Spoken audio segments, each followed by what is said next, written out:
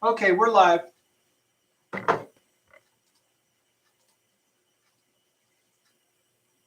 I'm waiting for Oh, did you YouTube, hear that? Casey. Microphone. Okay, we're live. Thank you. Okay. Good afternoon. It is Monday, March 8th. It's 3 p.m. and this is the Lincoln County Board of Commissioners Monday meeting. It is a virtual meeting, and the first item would be to call the meeting to order, which I have done. And next item is a quorum. We have a quorum. All three commissioners are present. Before we move on to the adoption of the consent calendar, I'd like to make a couple of changes in the order of the items on our agenda. I'm not adding anything or suggesting we remove anything, but under decision and action items, I'd like to move Rachel Maddox linking the USDA Rural Development Block Grant to item 2, and then move Council Belmont's presentation on the community dispute resolution to item 3. So we'll switch the order of items 2 and 3. And then under reports, we will move the report from Mr. Blackford on chance to item A, and move item A to item B. Is that clear to everyone? I see no questions or microphones turning from red to green. And Rachel, that just gives you an opportunity to give your 2 presentations in a row. So with that, I'll move to the next item on the agenda, which would be the adoption of our consent calendar. These are items of a routine nature or items that have been brought before the Board of Commissioners previously. Staff or commissioners may highlight an item at this time, or I will entertain a motion to adopt the consent calendar as presented. Mr. Chair, I would like to make such a motion, but also highlight a couple of items that are part of the consent calendar. Please do so. Thank you. The property tax exemptions for Fistera Gardens and the Ridge Apartments, I think a lot of people may not be aware, has one incentive to encourage affordable housing development. We will offer, and a lot of the municipalities offer as well, property tax exemptions for developments that meet certain income requirements. So, just one more tool that we make available to help encourage affordable housing development, workforce housing in Lincoln County. So with that observation, I will move for adoption of the consent calendar as presented. I will second. Okay, and before I call for a vote, I'll also just point out that there are, I believe, 4 or 5 different budget adjustments, and these are really a reflection of the COVID dollars that the county has been receiving, some wildfire, but nothing out of the ordinary.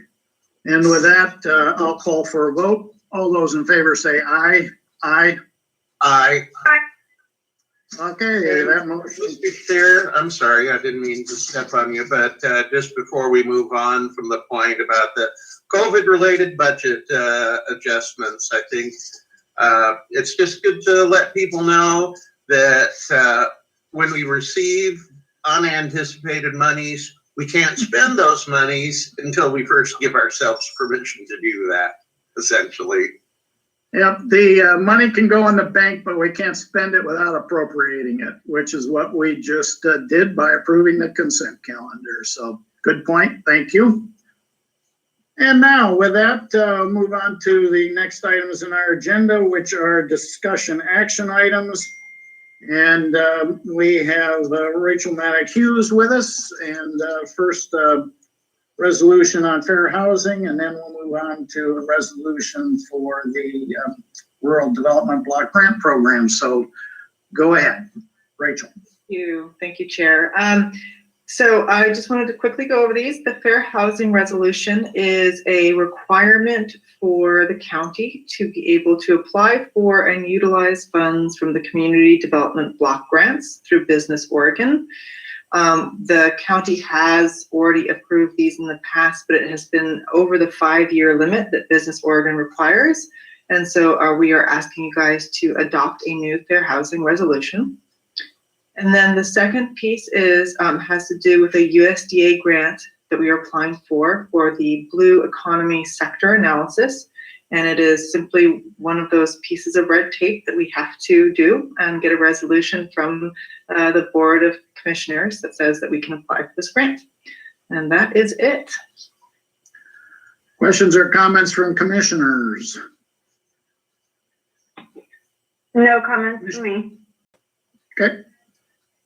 All right, in that case, we'll take these one at a time. I'll entertain a motion to approve the resolution for the county fair housing resolution. I make a motion that we adopt the fair housing resolution as presented. I second that motion. Any other discussion? All those in favor say aye. Aye. Aye. Commissioner Hall, I didn't hear your vote. Aye. Sorry about Okay. that. That's all right. I just, virtual meetings have challenges at times. All right, that was unanimous. I'll now entertain a motion authorizing Lincoln County to apply and administer the USDA Rural Development Block Grant Program.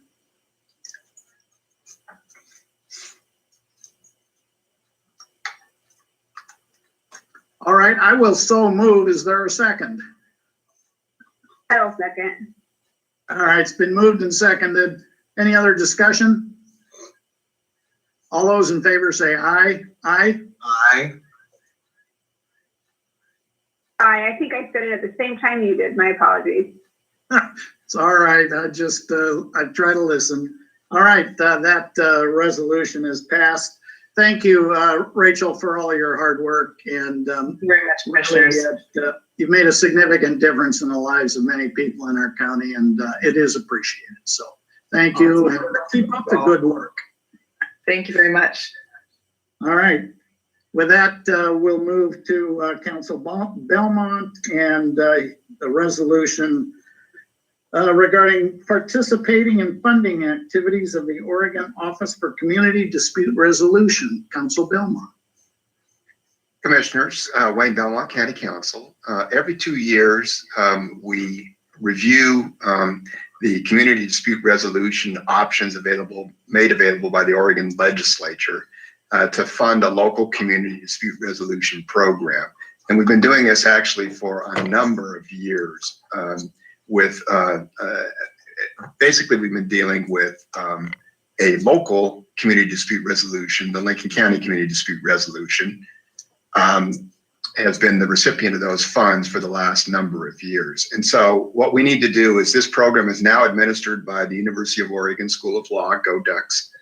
And they have the Oregon Office of Community Dispute Resolution housed within the School of Law. And so they've sent us the request, we'd like to participate in the funding activities, and this is the first step to doing that. If you approve this, we'll go forward, we'll actually solicit proposals from eligible applicants and make a decision, and then the Oregon Office of Community Dispute Resolution will enter into an agreement with the selected applicant to provide some grant funding. Any questions? Excuse me, I had a hiccup. Questions, commissioners? None from Commissioner Hall. Commissioner Jacobson. Not so much a question, but I will just say I spent the day with Fund from Dispute Resolution on Friday, and I'll provide more about that when we do updates later. All right, sounds good. Let's see, where are we? I guess I need a motion to authorize the county to apply and administer the USDA Rural Development Block Grant Program. I will still move. Excuse me, this is the resolution to participate in funding activities for the Oregon Office. You move things I around. knew I was doing something wrong. All right, let's back up. Maybe I should just let Commissioner Hall make the motion. I'll move that we approve a resolution committing the county to participate in funding activities for the Oregon Office for Community Dispute Resolution. I second. That sounds a lot better. Any other discussion? All those in favor say aye. Aye. Aye. Aye. And that's what I get for looking ahead in the agenda rather than paying attention to where we're at. So my apologies. Thank you. And that motion is approved. All right. Now we'll move on to reports. And again, let's start out with a chance update and Executive Director Jeff Blackford. Hi, thank you for having me. I'm Jeff Blackford, Executive Director of Chance of Lynn, Benton, and Lincoln counties. Hope everybody is having a great day. Quick updates. So we are taking over the county contracts for the hotel programs, and we are basically within about 5 days into it. We only have about 10 rooms right now. In February, we reached out. We've been communicating with Tony Campa and was expecting about 50 people to transfer over into the program. And about 10 people were transferred over. Majority of the people were either canceled or found other housing for one reason or the other. I do not have the reason why they were canceled out of the program, but the names that we have, we had 7 in the Money Saver program, and then we have filled 3 more since we have taken over the contract. So we have 10 people at the Money Saver, and we are renegotiating the terms with the Money Saver program. And then in Lincoln City, I got an email from Angela Hoek asking if we would be willing to take over the billing for Lincoln City's program from February 1st, as well as the Money Saver. And what we had stated is, as long as we can get all the information from the county contracts, get their names, contact information, and get them entered into Service Point, which is a requirement for us to bill the CSC contract, we would be able to take over that billing. As long as we can do that, we can take over that billing. And I think that might be the biggest barrier, is why we only got the 7 names for that. So that is something that Irene is working on, getting us the information. Angela gave us the information to reach out to Sharon and Amanda in Lincoln City. I spoke to them on Friday. Sharon and Amanda was not so willing to share the information. So if we're not able to get the information, we will not be able to back bill for February. And so Irene will be back this week. And if we can get the information from them, we will be able to cover the cost of February. If we cannot, we will not be able to enter it into Service Point, and we will not be able to bill to CSE. And so we are working with Irene and the county to get the information. And as long as we can get the information, we'll be able to bill CSC for that. Right now, we have a contract for 20 rooms with the Money Saver. We do have rooms available in Lincoln City as well. We do have 2 other hotel rooms in Newport that we have available to us. So we have a total of about 40 rooms available to us in Newport. Any questions so far? Commissioners, questions? I saw, go ahead, Commissioner Hall, and then we'll go Commissioner Jacobson. Hi, Jeff. Good to see you again. It's been a while. Just could you give us a sense? So this is money that's coming through CSC.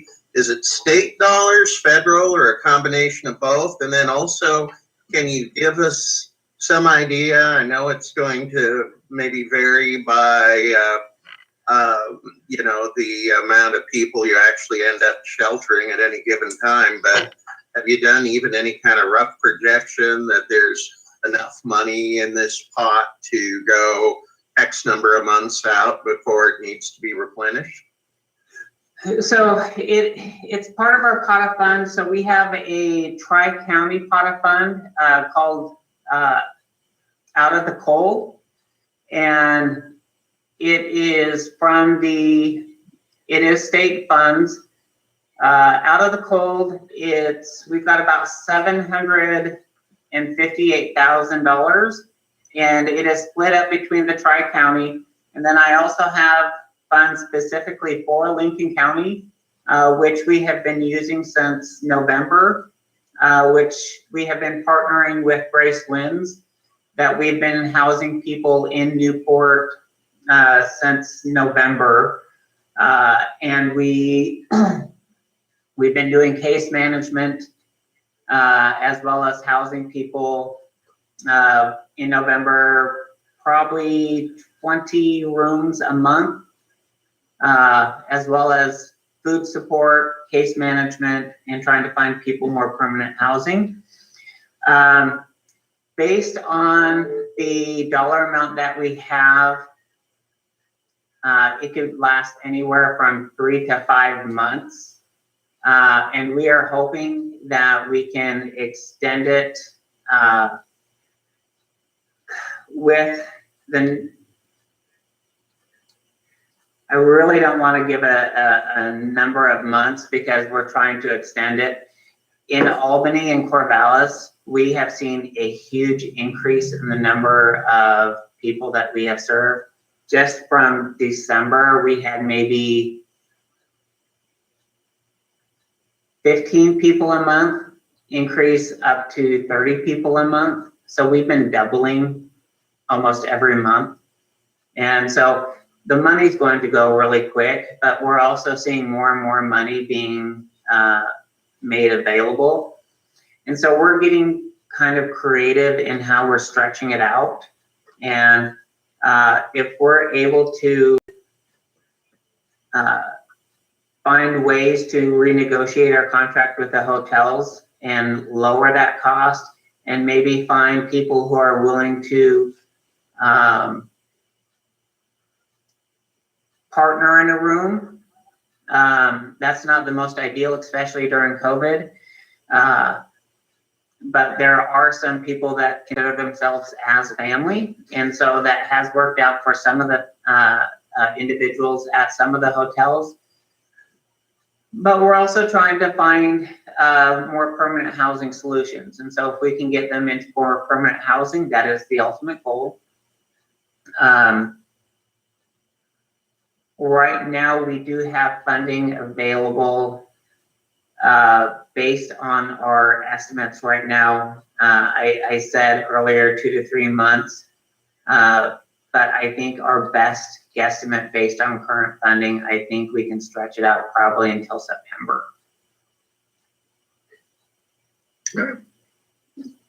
That's fingers crossed if everything goes well. And that's based on all of our funding streams working together as they should. That's knock on wood, nothing happens, and not another disaster, not another, oh crap, here we go again. Commissioner Hall, any further questions at this point? None right now. Thank you, Jeff. Commissioner Jacobson. Yeah, thanks for being here, Jeff. I appreciate it. I feel like maybe for people listening, you might feel like maybe you came into the middle of a conversation. So I just maybe wanted to say some things to people watching that are maybe confused a little bit. So in early March of 2020, I guess mid-March of 2020, when COVID really started hitting the US and hitting Oregon specifically, the county used some general fund money to start a hoteling program because we felt like putting people in a group congregate sheltering situation was not good. So initially we used general fund money. There then was some cost match money provided by the city of Lincoln City to do that. And we were working with nonprofits to kind of execute that. When the CARES Act passed, which I don't remember when that was, but sometime after that, April, May, something like that, we were able to get FEMA non-congregate housing exemption approval, thanks to Rachel, who was on this phone call earlier. And then we started doing direct hotel sheltering. You see Tony Campa from Parole and Probation and Community Justice. Thank you, Tony, for your team's help. And the county continued to take the lead on that sheltering program, basically from when we got that approval in the late spring, all the way up until February. And so again, big thank you to Tony for doing that. We were doing motel sheltering both in Newport and in Lincoln City. And while I think our team at Community Justice did an awesome job of just taking that on, that was the very first time really the county did, direct shelter housing. Before, as time goes on, we need to make sure that we transition and move that on to a kind of social service nonprofit agency, which is better equipped to do that long term. So that is kind of what we're talking about for those of you listening on, maybe getting a little bit confused. So Chance, with Jeff, who's the leader here today, was able to secure some additional funding through Community Services Consortium. And so they are basically have already transitioned that sheltering program from us to them. So just wanted to catch people up. Like I said, if you felt like you were coming in to the middle of a conversation. I guess my only thing I would say in response to everything you said, Jeff, is that I too hope we don't face another disaster in 2021, but my goodness, I feel like can't say that's not going to happen. So please just, let us know if something unforeseen does happen. We'll probably already know about it as well, but we really appreciate your partnership and kind of taking this from us and transitioning people. And if something comes up and other types of partnership or discussions are needed, just let us know. Yeah, and thank you very much. And, I've got a great commitment from Tony that his staff is going to be there to help us with the support for some case management. So we really are grateful for that. We had made it really clear that we couldn't do it by ourselves. This was a fairly big lift. Our staff is limited, and taking this on, we would not be able to do this without the support of our community partners. And so I'm really grateful that there are other agencies and partnerships available, and Tony's staff is available to help with the case management. So I don't know if Tony's at this meeting or not, but Tony had made the commitment that his two staff would be available to help with the case management, and I'm really grateful for that support. We would not be able to do this without that support and his commitment to allow us to do the support that we do within the hotel programs that we do in the Tri-County region. Our hotel programs to date are at about 140, 150 rooms for the Lynn Benton Lincoln program, Lynn Benton Lincoln counties. And so this is just one more big piece of the programs that we do, and it just makes the partnership even that much stronger. And so we really appreciate the partnerships that we have here in Lincoln County. Well, I see that Director Campa is present virtually. Anything you'd like to add, Director? No, I'd just like to add that, it's been a pleasure to be able to help out where we could. It was great. Our staff were willing to step up, and we had a lot of great help from the people out in the community. We had hotel owners that offered us some great deals, and we were able to do a lot of great things. And we were able to get those people, talking a little earlier about those people, we were able to get the majority of them out to longer terms of places to live that were more suitable. We've been working closely with our case managers to try to help them integrate back into the community, and we were pretty successful in doing that. And that's basically why those numbers are where they're at. And as far as Lincoln City goes, we've reached out to them today. We're hoping to get an answer back today. And we should be able to get you those numbers sometime, hopefully today, Jeff. That'd be fantastic. Thank you, Tony. All right. I would just add one thing, Jeff. I think you and I first crossed paths when we were both in, wearing different hats. And I'd like to express my appreciation for the role that you filled as a peer mentoring group that complements our behavioral health operations. So, in these challenging times, certainly the demands on our behavioral health staff have increased. And not only have you been there, but you've stepped up and helped with the housing relative to the wildfires. So appreciate the good work, appreciate the partnership, and thank you. Thank you. All right. If there's nothing more, we'll excuse Jeff. Thank you again. And this next report will be from our public health representatives, and we have Deputy Director Florence Portal and Dr. Amy Snyder, who is our Health Promotion Program Manager. And Florence, I'll turn over to you. Good afternoon, Commissioners. Thank you so much for having us. We're going to do a little bit of a longer presentation today, just because Amy is going to really take us into the outreach efforts that we have been conducting to ensure that all people who want a vaccine in Lincoln County can have access to the vaccine. Florence, I'm going to interrupt you there. And I saw the presentation that Amy is going to give at the Behavioral Health Advisory Council last week. And I thought it was incredibly informative. I think it gives a pretty comprehensive idea of the wide range of things that the county is doing to try to get shots in arms. And I just thought that it was the type of information that would be of value to those present, and also presents a forum for the information to be shared more broadly. So with that background, back to you.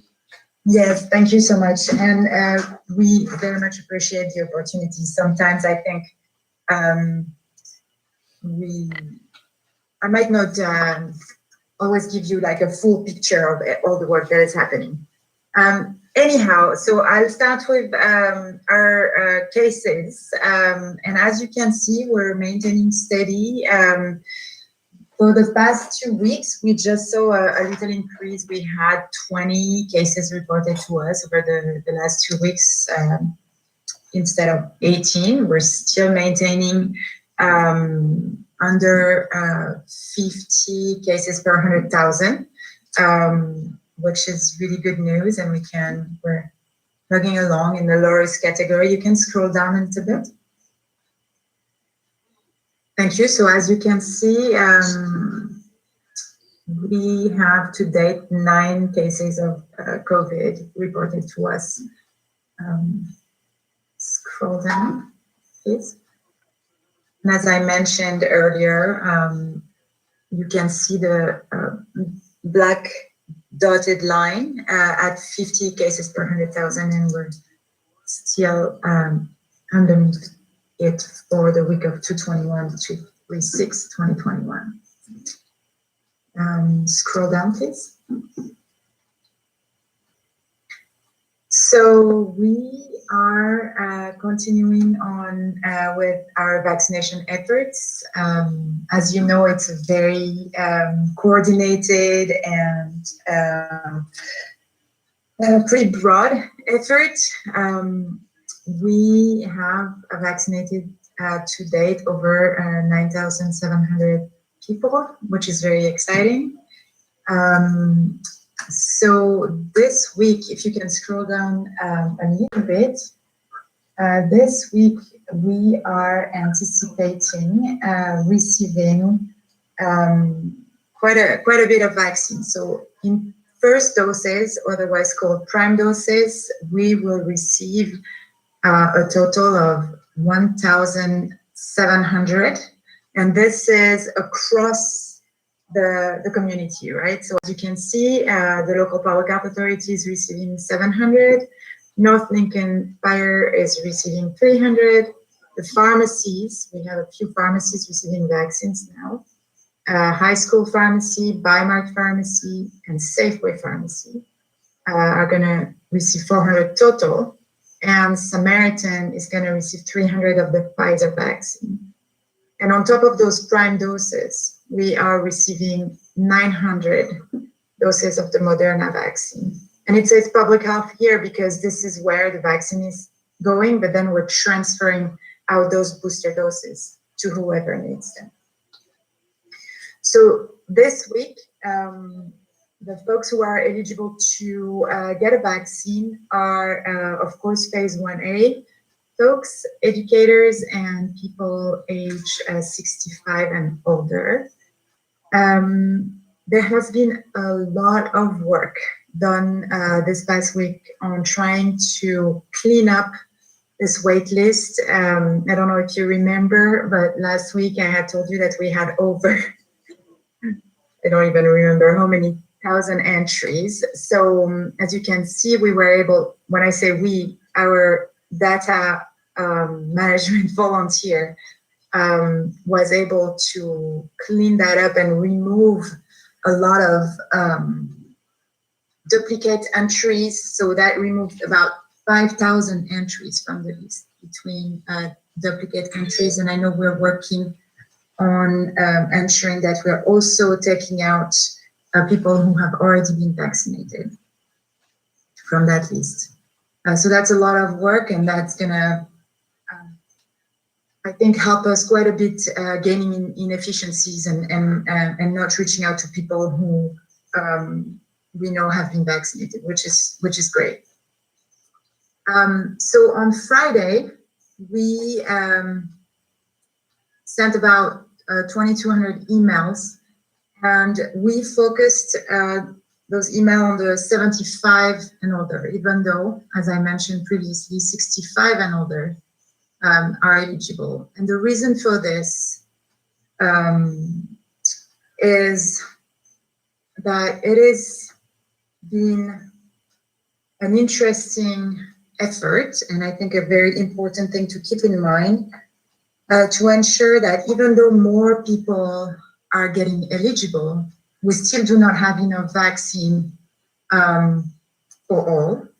And I wanted to make sure that we had a very equitable approach, and that the train that we are driving is not going too fast, and that we're not missing people who have been eligible but who might be difficult to reach. And so I really wanted to reach out to the 75 plus that were left on the wait list, so we would assure that they have a chance to get a vaccine. The really good news is that Samaritan is going to be able to put 2 additional clinics this week. And so that's going to open 600 slots, and we will email those scheduled links to the 65 plus at this point. So I know there might have been some questions about this decision, and it was really made in a spirit of making sure that we're not going too fast and that we're not forgetting the folks who might not have access to internet, who might not have received the information we've put out there. So that's that. So this week we are going to be busy as a community. As you can see, we have 3 second dose clinics scheduled and an additional 5 prime dose clinic scheduled to try to move this vaccine as fast as possible. And so mostly the clinics are happening in North County and in Newport this week, and we're really hoping to open the Wildfire clinic the week of the 22nd of March with our partners at PacWest. And of course, we will help fill up the schedule with volunteers as needed. Can you scroll down a little bit? Thank you. So the Wildfire clinic also is planned to be held a little bit later in the day from 12 to 7 p.m. so that we ensure access to folks who are at work and so that they can come in after work hours. And we will likely alternate that clinic on Thursdays and Saturday. And when we receive more vaccine, we will likely hold both days. Saturday and Thursdays for clinic. So I mentioned the Samaritan clinics. The important thing about the Samaritan clinic is that, of course, we will notify people who are on the wait list and who have not received the vaccine yet. It's just going to be a little bit of a different scheduling system because Samaritan is going to use their own My Chart system, but we will put plenty of instructions as to how to go through that process if folks do not have a My Chart account at this time. And we have there's still a lot of other options available, and this has been very exciting to see that some people are reaching back out to us through the call center email letting us know, hey, I was able to get vaccinated at Safeway, or I was able to get vaccinated somewhere else. So please take me out of the list. So this is exciting, and from what we heard from Oregon Health Authority on Friday, it is anticipated that we will get a little bit of a surge of vaccines through the region starting the week of March 22nd. And so we had a planning meeting with the multi-agency coordination group this morning, and we're absolutely ready to tackle this increase of vaccines. I'm going to stop here. I'm happy to take questions. I just want to make sure that Amy has enough time to go through her presentation. Commissioner Hall, I saw your microphone turn green. Yes, I have an observation and several questions. First, I really think it's important to underscore one of the statistics that Florence reported for us. 20.1% of the population of the county vaccinated, which, as far as I know, still puts us above both the state and national percentages. So way to go, public health team. If my math is correct, this week between prime and secondary doses, that's 2,600 doses in 1 week. Is that a record number for us up until now? I'm thinking that it might. Yeah, it might be. It might be. I think you're right about that. Mm-hmm. Yeah. Yeah. And then the 4 pharmacies that are involved. One surprised me. Costco. I've got to admit, I wasn't aware that Costco had a pharmacy in the county. Oh, I don't think they do. I think it's Costco in the valley. Oh, okay, that makes total sense.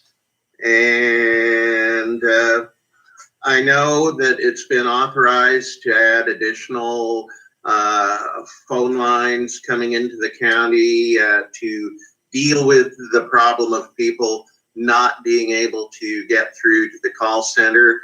I haven't had an opportunity to check in with IT yet. Do we have any estimated date for that work to be completed? Yes, yes. Thank you for asking this question. We actually had an earlier call within Health and Human Services, and Todd Richmond updated us that so we're going to be able to add 46 lines, and I believe they're going to start the work. They being the contracted company on March 17, which is great because they were able to push that.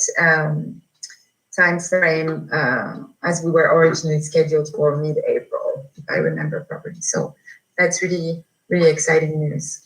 That is exciting and a great report again. And I don't have any other questions at this point. We'll yield the floor. Thank you. Commissioner Jacobson. Yeah, thank you again, Florence, for the information. It is really exciting every week to see the numbers of people vaccinated climb. That's wonderful. So I had an email last week from Leo Horner of the governor's office that said that we were receiving or had received, and I say we, Lincoln County Public Health, 100 doses of the Johnson & Johnson vaccine, which is a 1-dose vaccine, but the numbers you gave didn't have that in there. So I just wanted to confirm that we had got those or are receiving those. Yeah, so we got 100 doses of Johnson & Johnson. We already transferred 20 of those to the jail for their adult in custody who would like a vaccine. And we're working on a plan to start working on outreaching to people who are homebound within our community and not served already by a home health agency.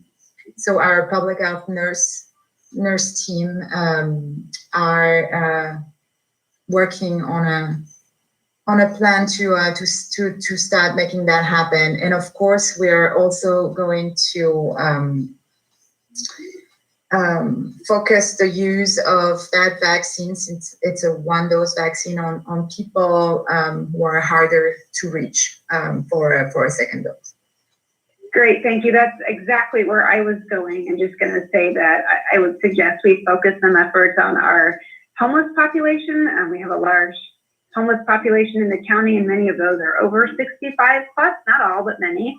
And I know it's difficult to maybe, initially get them, but also more difficult to get them a second time. So I would just suggest that maybe as that supply of the Johnson & Johnson vaccine becomes more available, we focus some of that on that homeless population. Jeff Blackford, who was here earlier at the Youth Gone Now, would be a good partner for that.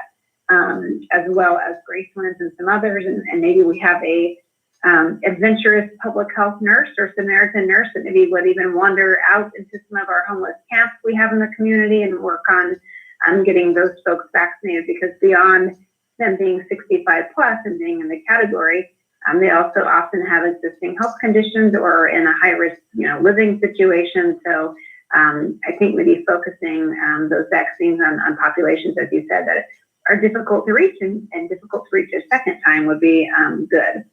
Yes, this is definitely our strategy at this time. And I know we have a meeting tomorrow morning with our harm reduction workers and communicable disease nurses to solidify a plan for the outreach to houseless people.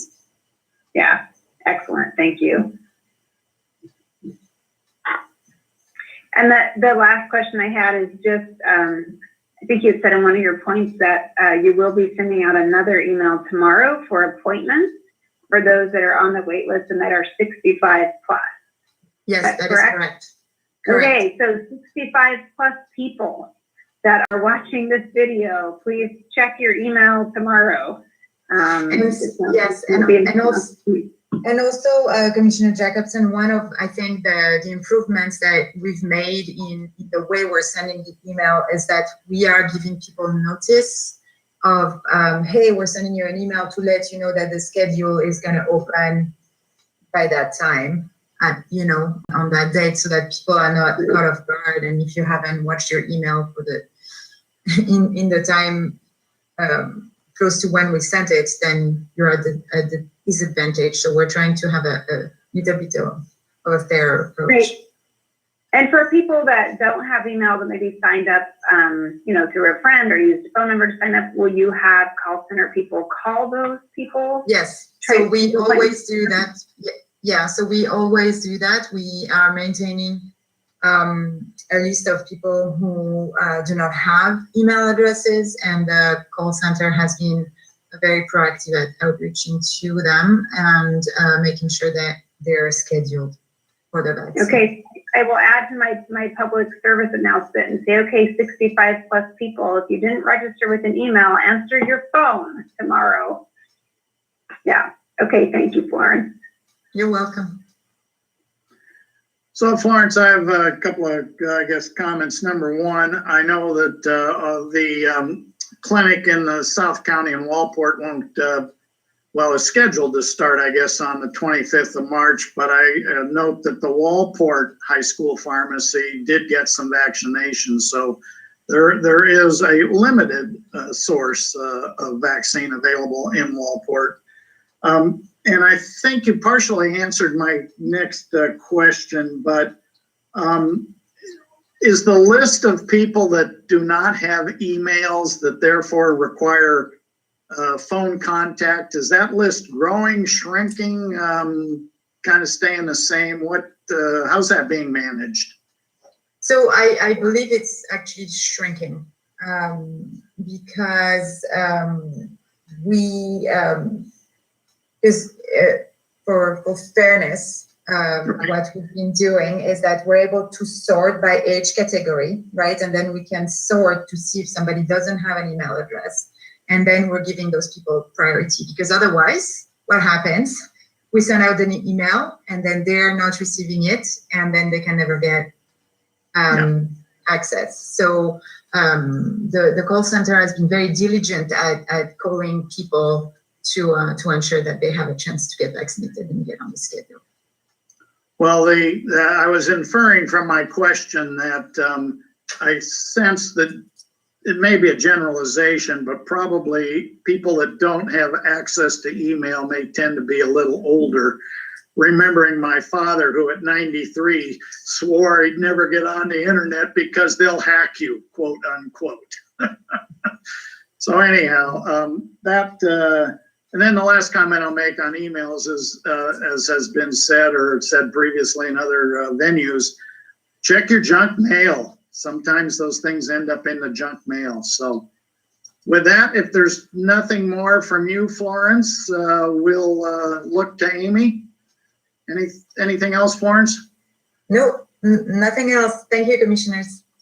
All right, thank you. And Amy, I will start out with a question. What did you do your doctorate thesis in or on? What was your topic? So I did it's been a while since I've talked about it, but I did an analysis of an implementation of a policy and protocol across 2 different school districts in Southern Arizona.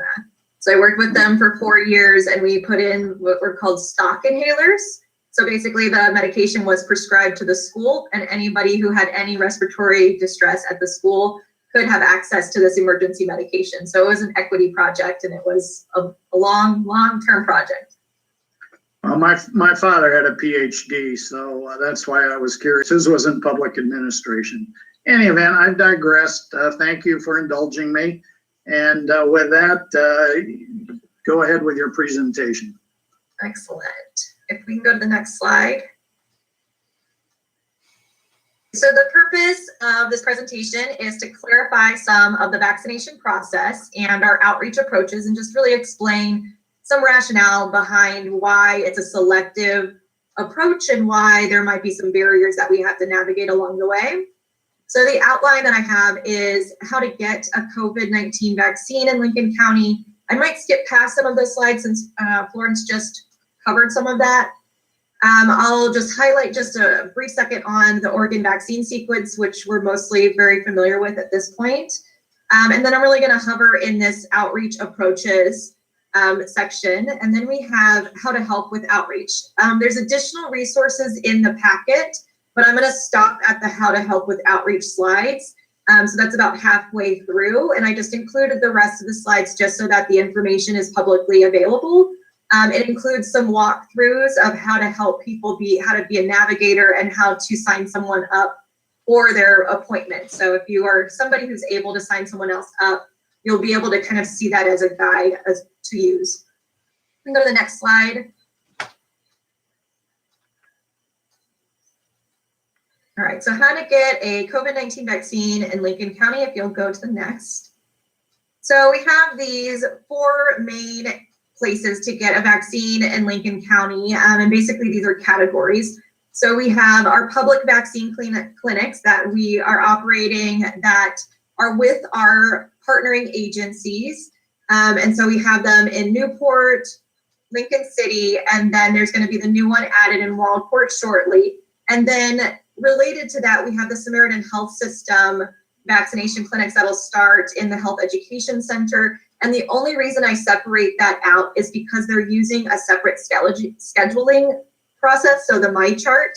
They also will be asking for insurance, though they really wanted to make sure that we communicated out, and we are sharing this message that if someone doesn't have insurance, they will still be able to get the vaccine and they will not be charged any fees for that vaccine. It's just that for their reimbursements, they need to ask and take insurance whenever they can.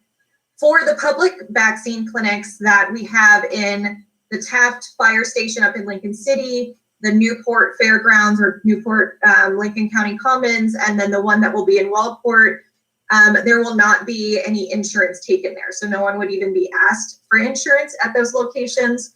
And then, as Florence mentioned, they will be invited from the wait list for that. And then also the Samaritan Health System appointments will be available to people on the wait list as well. It'll just be the separate scheduling platform that they'll use. Then we have the retail pharmacies that were on the list that Florence just provided, and they're also available on our main COVID-19 vaccine page where we have the scheduling information. And these are scheduled separately through each of the independent pharmacies, and they may ask for insurance. I'm imagining they will, but I do not have any more information. So if someone is concerned about whether they'll be asked for insurance, they should ask when they schedule if that's going to be something that they need to provide. And then Select's Community Health Clinic is also receiving vaccines. The last I had talked with them, those vaccines were available to the tribal members and their employees. And they're being scheduled through Select's, but I don't have more information on that. And then if we'll go to the next slide.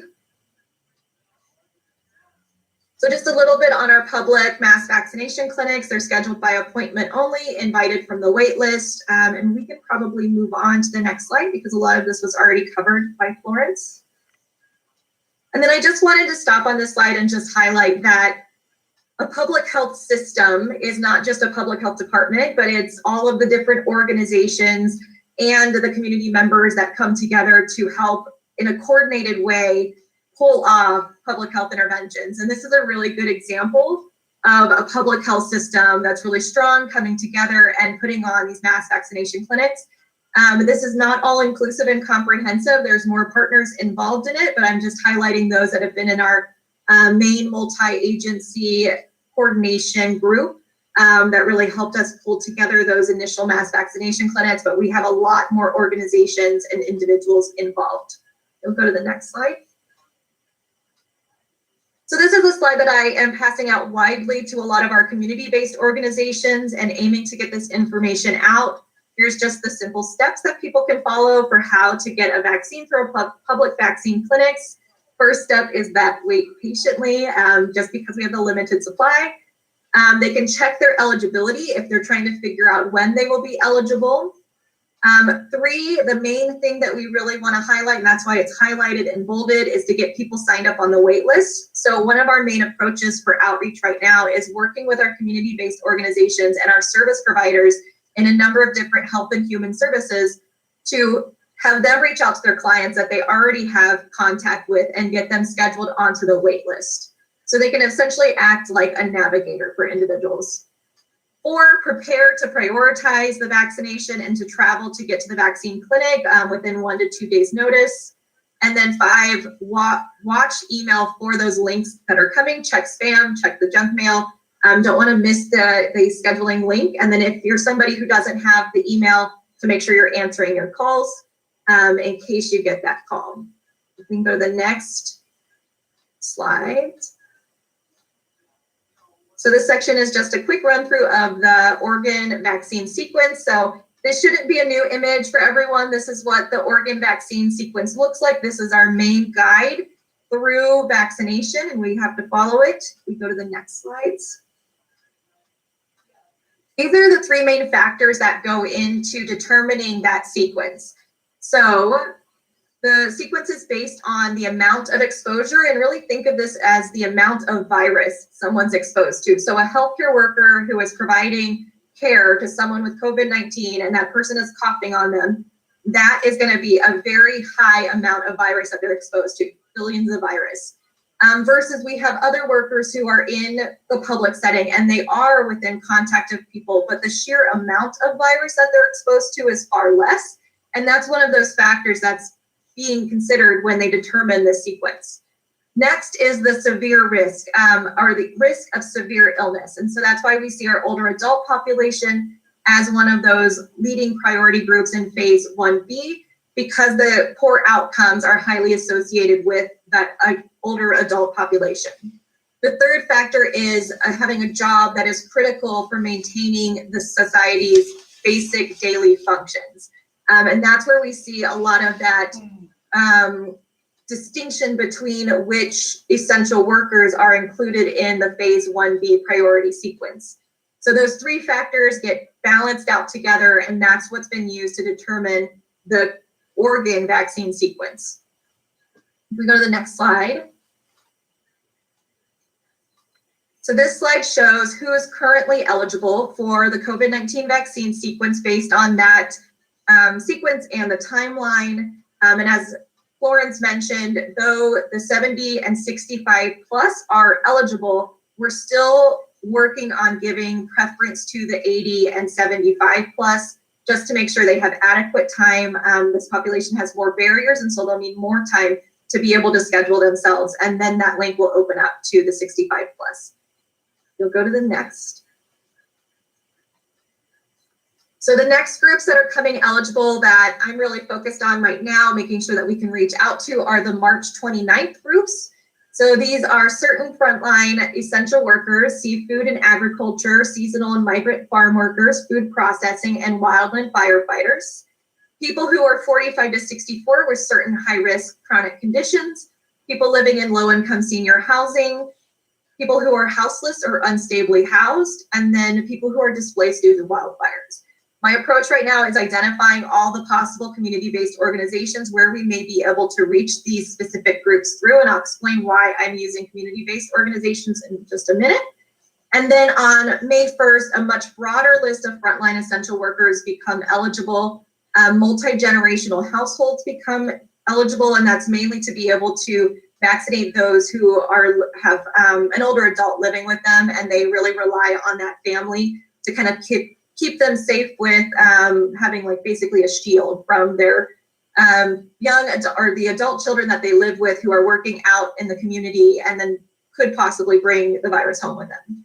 And then we have the 16 to 44 with other high-risk chronic conditions. There's the link there on the bottom of the page if anybody wants to see the full list of what those high-risk chronic conditions are, or that broader list of essential workers. They can click on the link, and it's the second page of the sequence, provides a pretty thorough list.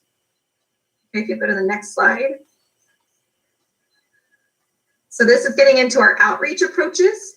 So interventions can really happen on three different scopes. One scope is that they are universal and they are general to all people. So this would be something, maybe it's mass media that goes out to everyone, or it's a policy that affects everyone. Then at a smaller scope is our selective and targeted interventions, and they're really aimed at certain groups of people based on risk factors. Then at a smaller scope, we have our indicated and tailored, and that's really individually based. So it's tailored to a specific individual based on their current situation or risk factors that they have. So if we go to the next slide. So our sequence is a selective and targeted approach.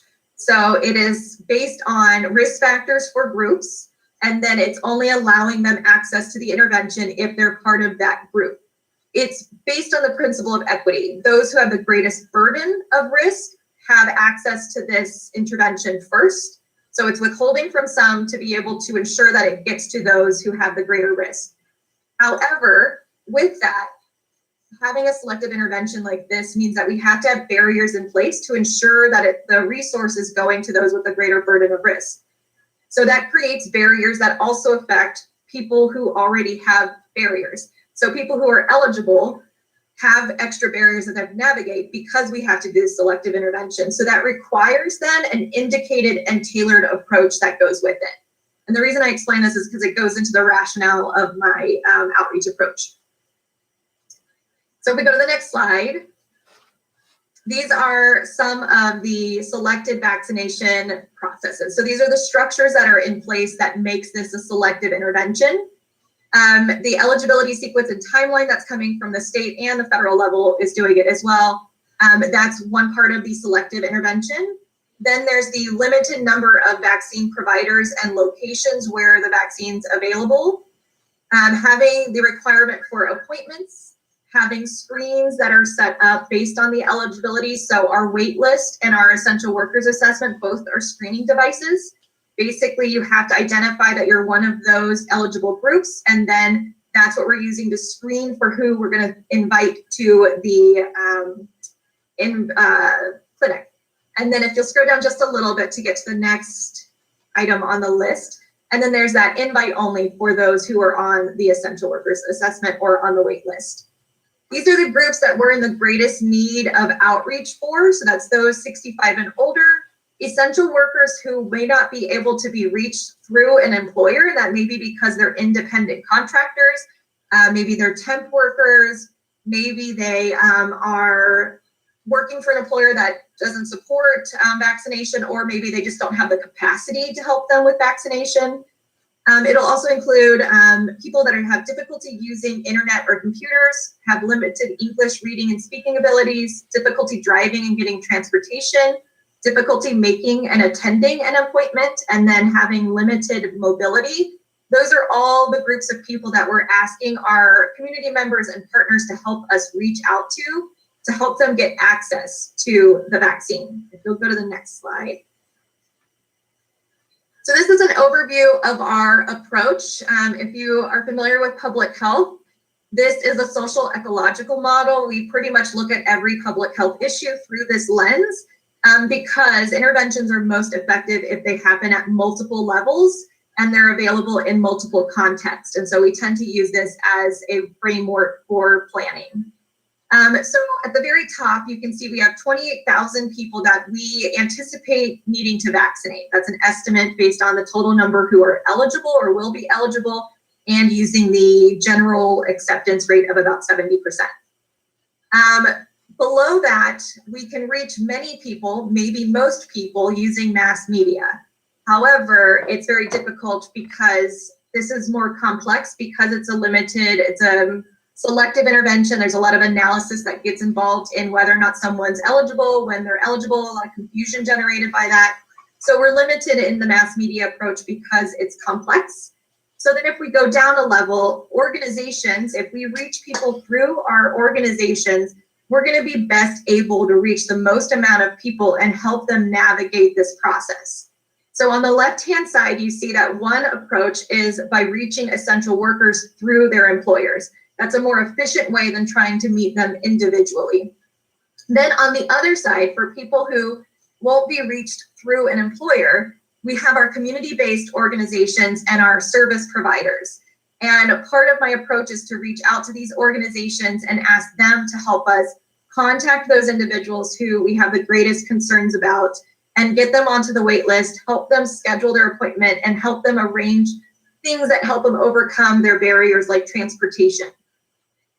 At a level below that, we also have relationships and family networks, friends networks, general social networks. And so we've put out the same information out to family and friends and peers to ask them to reach out to people, reach out to your neighbor to see if they're on the wait list, see if they need a ride to an appointment. And then at the smallest unit of intervention, we have our individual level. For Lincoln County Public Health, we have the call center, And that's a way for people to be able to call in, and then those who are working the call center can give them tailored information that will help them be able to get signed up on the wait list or figure out when they're eligible. We also are receiving those calls, or we're making calls out to the individuals who don't have email addresses. And that's an example of an individual level outreach strategy. So if we go to the next slide, this is just a breakdown of those intervention activities for outreach. So we have the wait list. That's actually an outreach strategy, because it allows us to be able to let people sign themselves up directly, but it also allows us to have community-based organizations and service providers schedule other people into this system. And so that helps us expand our reach. It casts a wider net out to the community and make sure that we can get them scooped up into our wait list. And once we have their contact information, then we can make sure we reach out to them.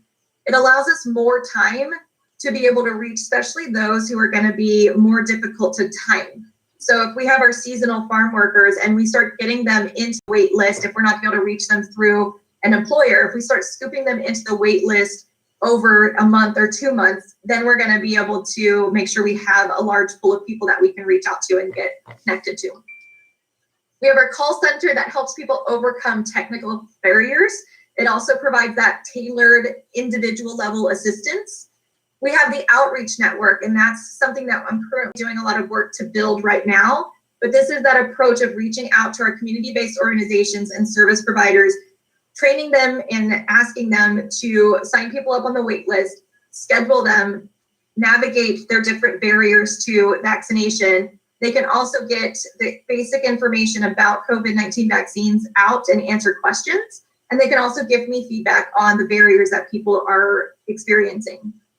And then we have our essential workers assessment, and that's a way that we can make sure that we're reaching our essential workers population. You go to the next slide. So I just wanted to highlight the outreach networks. So this is an evidence-informed strategy. So we're able to reach people through their existing trusted information channels and through their trusted relationships. So this does a couple things. One, it increases the accuracy and the consistency of information across multiple channels. So if you're hearing the same information through different people in your different networks, that really confirms that that information is accurate. And so when you hear some inaccurate information, then that makes that the outlier rather than an equal contributor to the kind of the confusion that you have. We also know that using relationships, existing trusting relationships, is really critical for building vaccine confidence and acceptance, especially in people who've been marginalized by our dominant systems. So this is a really helpful strategy for reaching people of color, our Latino, Latina, Latinx population, and even our low-income population who feel marginalized by different activities in the city centers.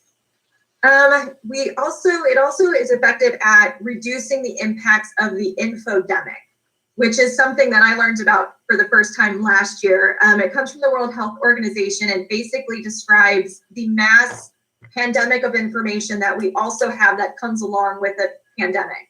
It causes a lot of confusion. And so this multiple channels of the same information just helps to solidify having accurate information out there, and it reduces confusion. So this outreach network expands our targeted and tailored navigational support that we have. It's not limited then to the public health department doing all of that. It aligns with our community health improvement plan. Our community members prioritized the strategies that would be used in our community health improvement plan. And those strategies included having shared knowledge across our different organizations and agencies, having linkages and coordination between our agencies, being evidence-informed and engaging and building communities. So having people reach out to people is part of that, one of those strategies that we aim to achieve with our community health improvement plan. And it builds a more robust and strengthens our public health system to include community members as well.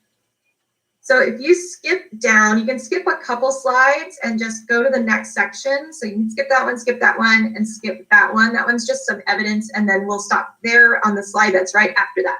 And this will be my last slide. So basically, I want to do an appeal out to our community members to watch the video that we have on our YouTube station, the Lincoln County Public Health COVID-19 vaccine outreach training. That's already there, and it provides a lot of talking points, and it describes how to sign someone up on the waiting list and how to schedule someone for their vaccine appointment. And then 2, you can join our outreach network. We're going to have meetings on the 1st and 3rd Tuesdays at 5:30 p.m. It'll be 5:30 to 6:15. They can email me if they're interested in it, and I'll include them on the list. We really want to make sure that we have people who are ready to help others get signed up and to reduce their barriers, even help them get to the clinics. That's who we want in these meetings. We also want agencies that may possibly be able to coordinate some outreach clinics or some type of outreach events, like sign-up events.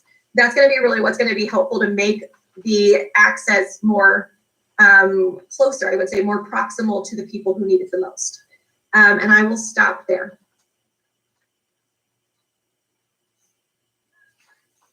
Good. I'm unmuted now. Go ahead, Commissioner Jacobson. Oh, I was just saying you're muted, Commissioner Hunt. That's what I was going to say. Any thoughts or comments from commissioners? Yeah, I'll just say, again, I think that is obviously a very comprehensive report. Certainly gives a, I think, very vivid idea of the complexity and the quality and the quantity of the work that's being done by our public health department. So thank you, Amy. And with that, other commissioners, Claire, excuse me, Commissioner Hall, I see your microphone's on. I don't have any questions right now. I just really think this was a very valuable and comprehensive report. I appreciate it, and I hope people who are viewing the video of this presentation might take away, you know, kind of a deeper understanding of all the avenues and venues we're using to try to get people aware of vaccine availability in the community and help get them signed up. So thanks for the good work. Okay. Commissioner Jacobson? Thank you. Yeah, I just second what Commissioner Hall just said, and just thank you for all of your work, Amy. And as far as the outreach network meetings and that group that I think is just getting off the ground, do you already have a kind of a good list of folks? Do we need to ask Casey to maybe send something out through public information? I've been kind of grappling with how widely to make the links to the training. I think I'm going to send out a recruitment. We'll probably do a media release on it to get more people who are interested to send in their email addresses, then I can add them to the invite. I currently have everyone who's ever been engaged in our community health improvement plan on that list. And then I've also sent it out through some coalitions, including our affordable housing partners, our Coastal Equity and Inclusion Committee, and our Juntos en Colaboración. So it's gone out through those groups. I will probably also forward it out through the Small Business Development Center because I know they've been really interested. But I will likely do a media release, but it'll probably not be the direct link to the meetings because I do want to make sure we keep it focused on being able to do the outreach work. Yeah, understood. I would just say that, you know, I absolutely agree with the graphic you showed, and that, you know, a lot of this is going to happen through individuals helping others. I was actually reading an article in the New York Times earlier this morning, and it was about older Americans who have found help through millennials that are good online to help schedule them up for appointments, and teenagers and that sort of a thing. And, you know, it is going to take everybody. And I just really appreciate that we are recognizing that and hopefully giving those people that are in a position to help others the tools they need to do that successful. I think that's really important. So I'm glad that we're, you know, targeting those individuals and organizations that are in the business of kind of helping people. And like I said, giving them the tools and information to be most helpful. So thank you for that. Very welcome. And I've also seen that some of our community members are jumping right in. I've looked at some of our community pages in Lincoln County, and I can see where people are sharing the links of how to get to the page where it talks about the schedule, how to get onto the wait list. So I see a lot of that peer navigation happening. And so that's great that our community is ready to get involved and help each other. Anything more, Commissioner Jacobson? No, you turned your mic off. I'll assume that's concluding. Amy, I again really appreciate you taking the time. I see that Director Austin at least is logged in. I will give her opportunity to say anything if she'd like to at this time. Hi, everyone. Yeah, I'm here. Let's see if I can turn my camera on. Yeah. We hear you. Can you see me? We see you too. Yeah, okay.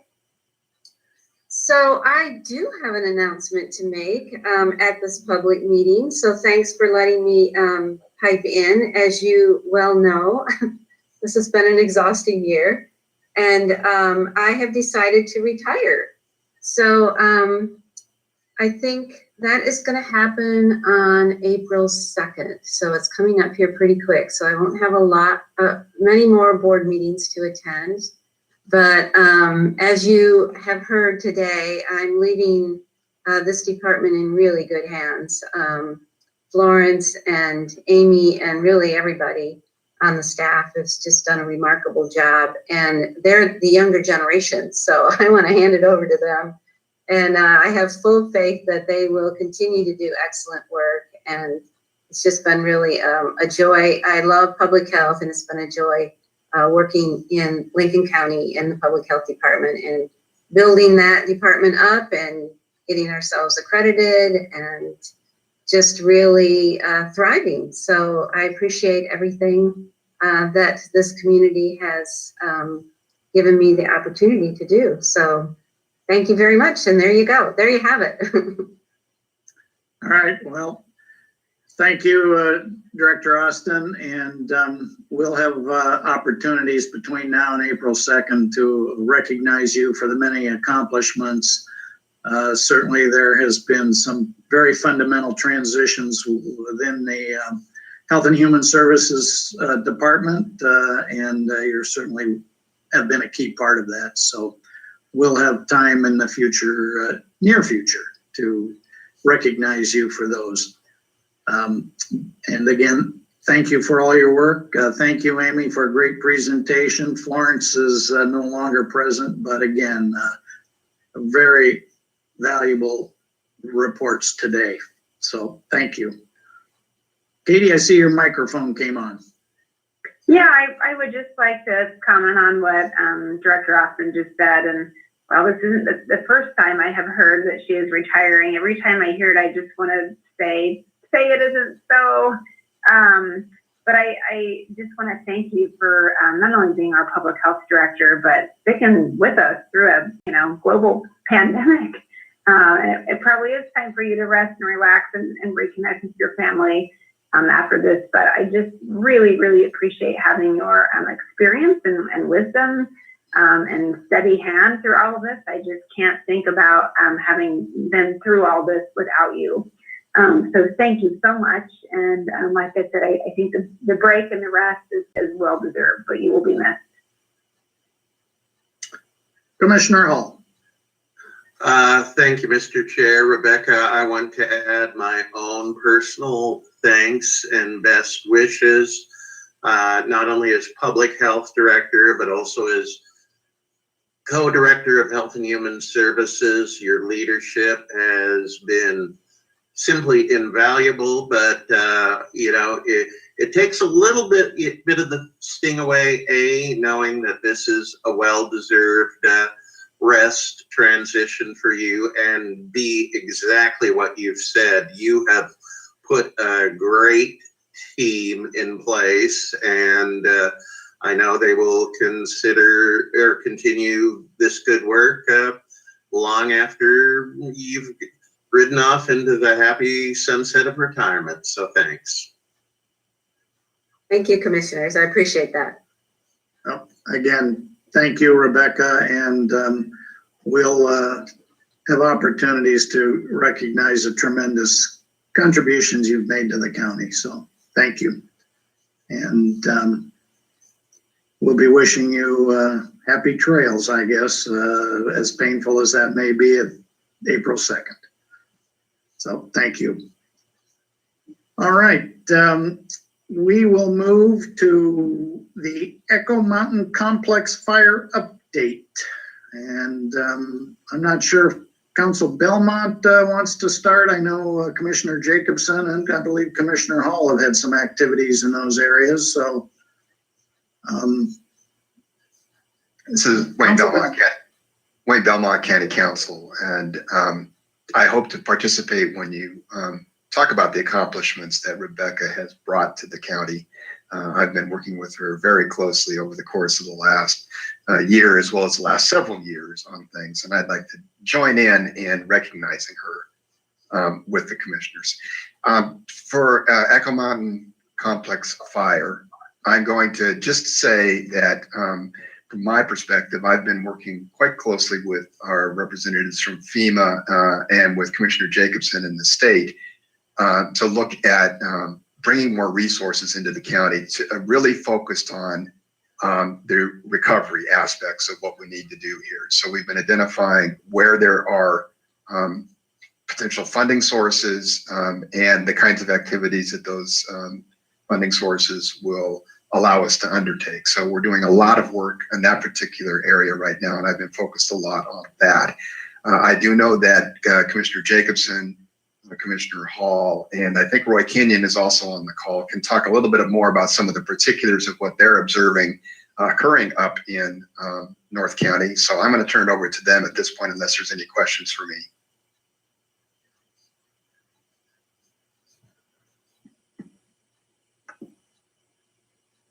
I would defer to Commissioner Jacobson and Director Kenyon for this phase of the report. looks like we're to you, Commissioner Jacobson. Okay, and I do believe that Commissioner Hall was up at the FEMA open house. I want to make sure we get a chance to hear from her as well. Yes, I would be glad to discuss that. So a couple of updates I have is we were made aware last week that there was kind of some water issues going on. I mean, there has been water issues. That's not new, but I guess the city of Lincoln City was providing some water tanks, and that was no longer able to happen. So we have made a request through emergency management to OEM to get water tanks, so then we can continue to, those people can come to a fill station and get a drinkable water. So that request has gone in. I also heard back today that our funding request to the state budget committee for wildfire relief and specific programs, including road repair, septic system inspection, repair replacement, water systems of repair replacement if needed, as well as extending our core mental health team. That request is going over well, as are all of the wildfire requests, and that it, will likely pass. Hasn't been voted on yet, so can't say we have it passed, but it is going in a good direction. Also, just a shout out that the Salmon River Grange is also starting sort of a plant program. So while earlier this fall we helped do some bank stabilization and hay bales and that kind of stuff, they are working on helping people get their properties replanted, whether that be with trees or ornamental shrubs or whatever. So if people have seeds or shrubs or starts or whatever to donate, they're starting to take those kinds of donations as well as getting donations from the Oregon Nursery Association. So just another way that people can get involved. If we have gardeners out there with dahlia starts or what have you, there's people that are in need of those things. Our business organ proposal did go in. I saw right as our meeting started that we had one question come back to me that I need to respond to after the meeting, and then they said they can move forward with actually allocating that money and getting it out to us and getting our award granted. So hopefully we'll have some dollars coming in from Business Oregon here very soon. So that is kind of all the updates I have at this point. But like I said, I would like to hear from Commissioner Hall, and I think Director Kenyon does have some updates as well. Oh, wait, one more thing. I lied. When I was out there Friday, I did stop by and see where the state has been doing cleanup. And while it has taken a long time to get them here, and I am very, very frustrated with them taking so long, they are here now. And I will have to say that they are working on multiple properties, or at least when I was out there Friday, they were, and things seem to be going fairly well. And my understanding is starting this week, there is a second crew coming on, so things should be picking up even better. Now I'm done.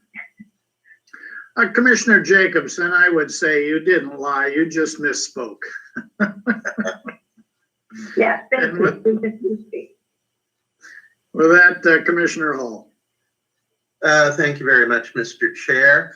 Yes, on Saturday, I was at the FEMA temporary housing site in Lincoln City, located on tribal-owned land adjacent to the Chinookwids RV park.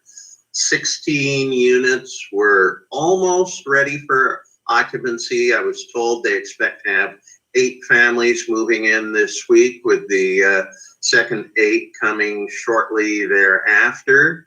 There were tribal representatives, city representatives. I was there representing our board, good team of FEMA folks, and the places look great. A lot of people who toured the insides were surprised at how, a very nice, roomy feel to them.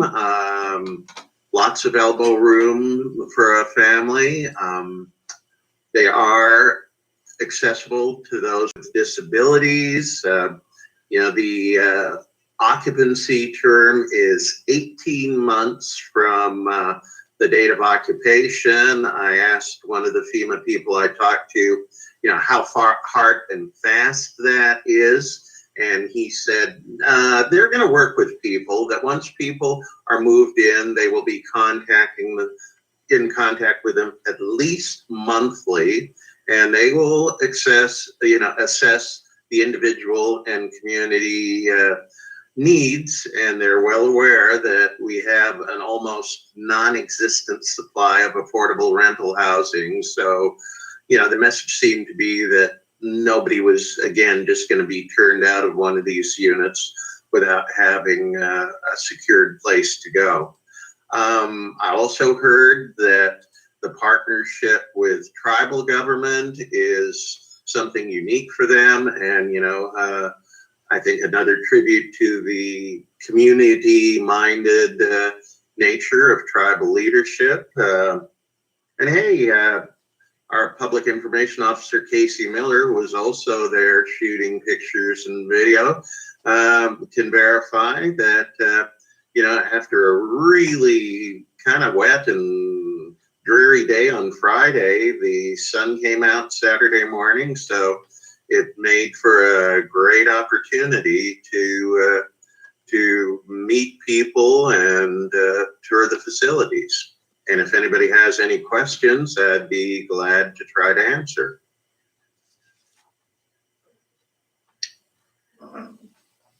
I don't see any questions at this time, but again, I think a noteworthy day when we're actually see those houses built and ready for occupation. So good information. One more thing on the fire survivor housing front, if I could, Mr. Chair. The paperwork for Northwest Coastal Housing's acquisition of the Paradise Motel in Lincoln City for long-term fire survivor housing. The transaction officially closed on Friday.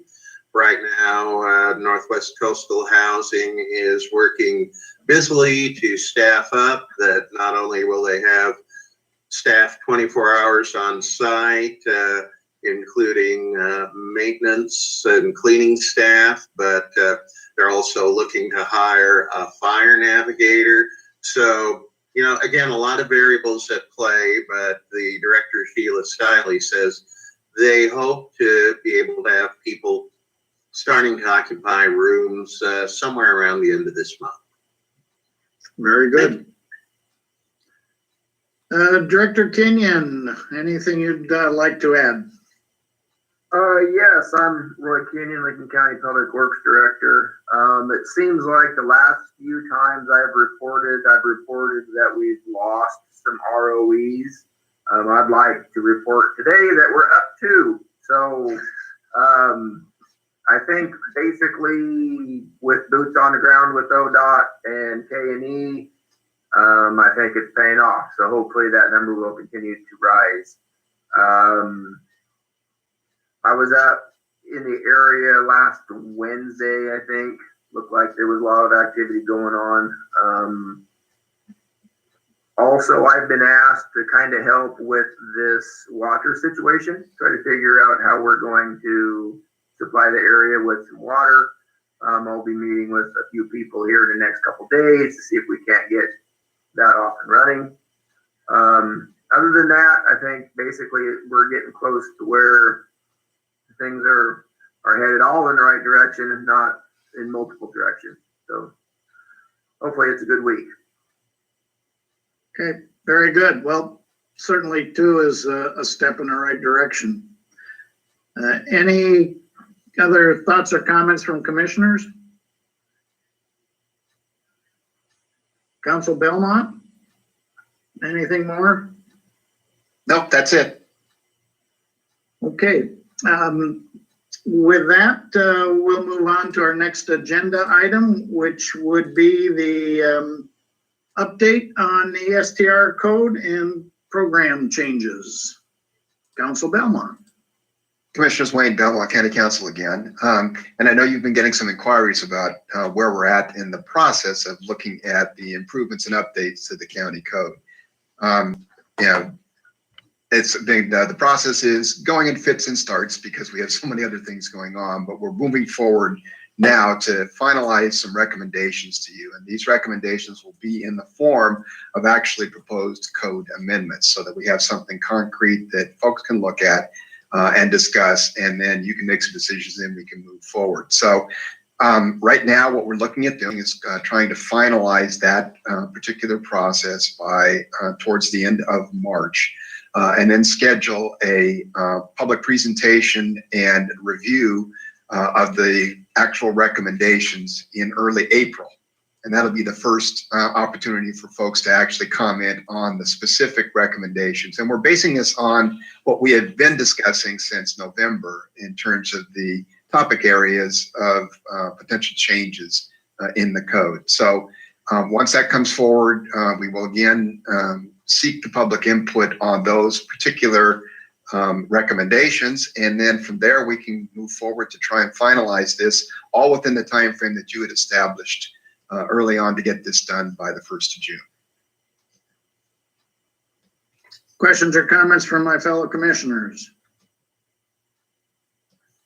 I might note that the first meeting that has been held really was to gather ideas, and now we have winnowed those ideas, and at the meeting tentatively set for April 7th, which I believe is a Wednesday, really there'll be concrete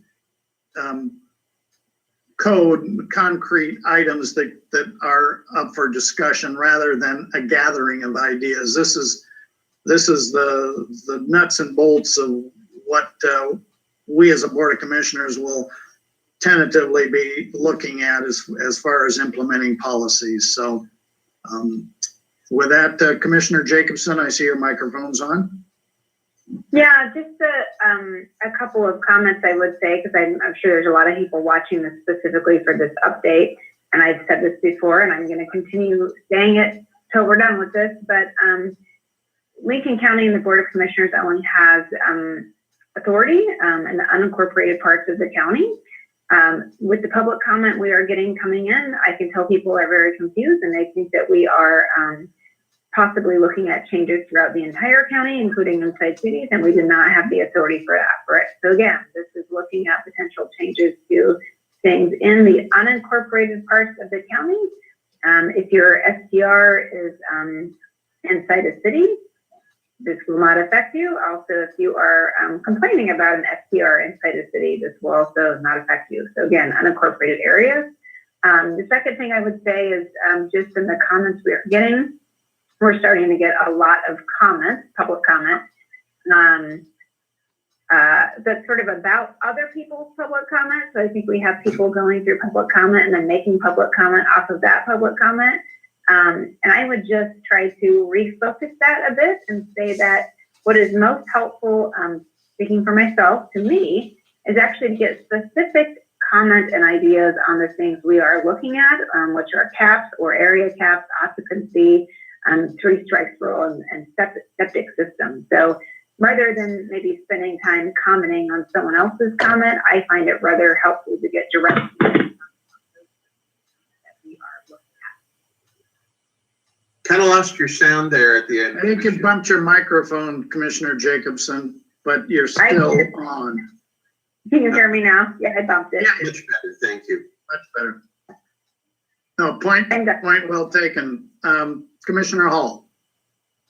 Thank you, Mr. Chair. You know, I've experienced this phenomenon as well. Somebody who lives within an incorporated city was kind of ranting at me through the internet about the situation when I explained that we don't regulate STRs within the cities.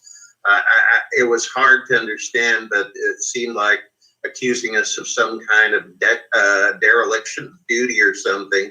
And no, we simply do not have the authority to regulate uses or things like that within an incorporated city's limits. And I'd just like to maybe restate the point that Commissioner Jacobson made in a slightly different way. What I will find most helpful, especially after the specifics are rolled out of the proposals we'll be considering in early April, that please, if people could focus on those specifics to the greatest extent possible and with really specific feedback, not just I like this or I don't like this, but please tell us why you like or don't like something. Certainly people are always welcome to offer us public comment on any subject at any time, but you know, we have heard from a whole lot of people, you know, who either think STRs are a blight on their neighborhoods or a vital cog of the local economy or somewhere in between.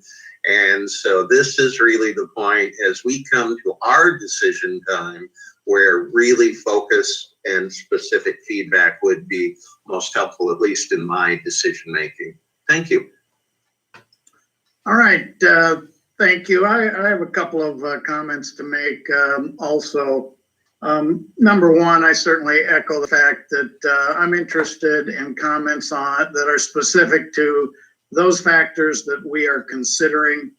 I think it's important to note that the options or the laws that apply to STRs have differing options for cities versus counties. So some of the things that you've seen cities or that we have seen cities enact are not options that we have at the county level. And finally, I have seen emails that come to me that say, you know, I don't want this as a part of public record. I don't want this information shared. And I need to remind everyone that everything that comes to commissioners, whether it be in emails, letters, other forms of communication, are public record.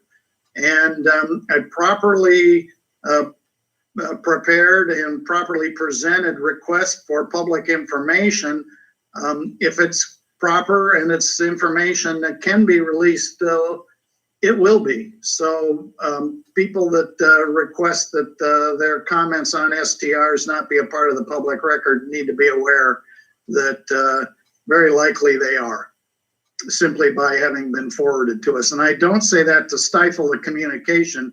I stifle it to be transparent in the fact that we as elected officials are under, public law that says communication with public officials is a matter of public record. So I will make that note.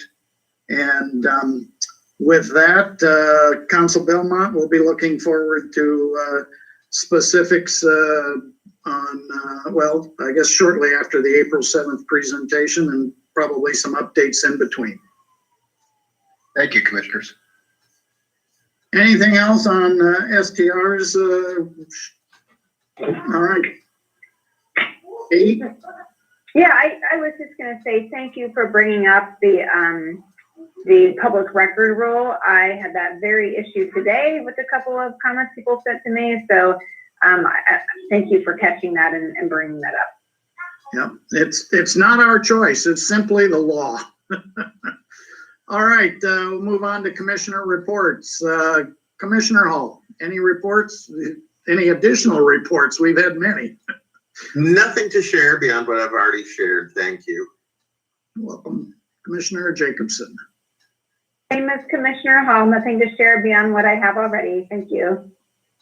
All right, well, I'm going to make a brief comment and follow up on the recognition that I gave to Director Austin as far as some very comprehensive and fundamental changes within our Health and Human Services Department. And last Tuesday was the last meeting that was a joint meeting of the Mental Health Advisory Committee and the Addiction Prevention and Recovery Advisory Committee, otherwise known as MHAC and APARC.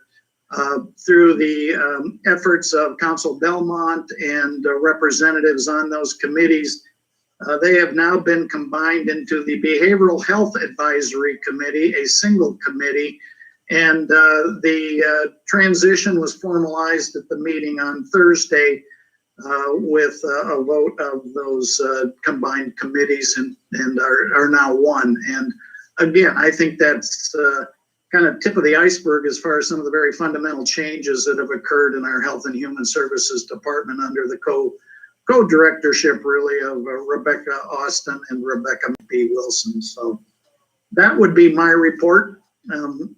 If there are no further reports, we'll move on to public comment, and I'll ask Public Information Officer Miller to show the recent input from our last meeting a week ago, which would have been March 1st.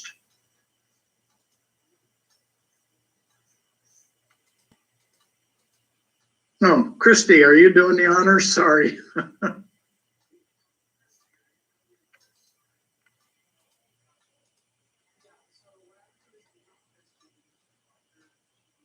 All right. So there are the comments that we have received going all the way back into latter part of February.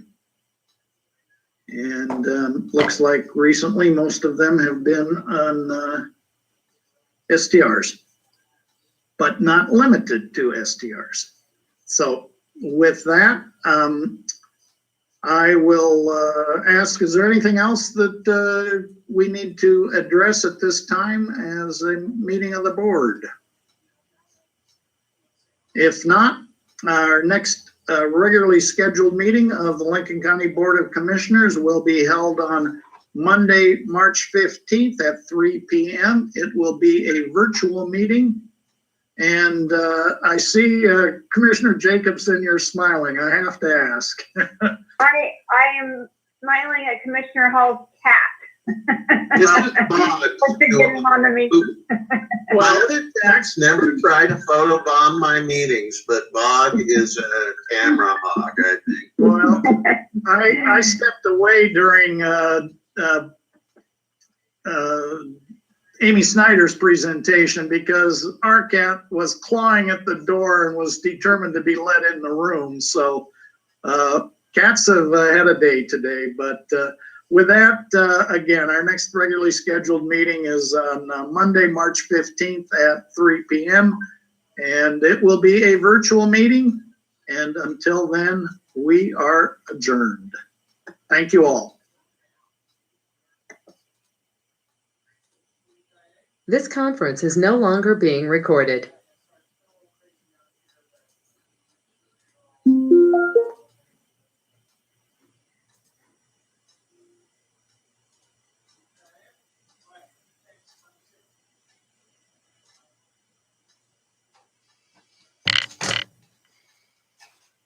Hey Christy, that was the wave energy people that are gonna present next week.